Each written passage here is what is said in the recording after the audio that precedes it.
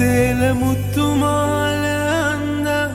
යවි කරකාර බන්ද ගැහැණු ළමයාගේ සඳ පෙයුසීනේ ඔන්න තනි නෑලුවායේ එන්න කිරිකෝඩුවාගේ පුංචි මනමාලි නව ජීවිතේ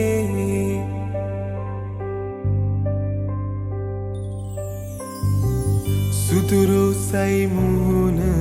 පුරා රතුරෝ සයි දෝත දරා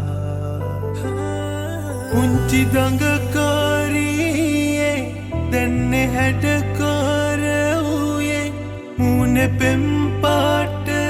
සඳපාන වාගේ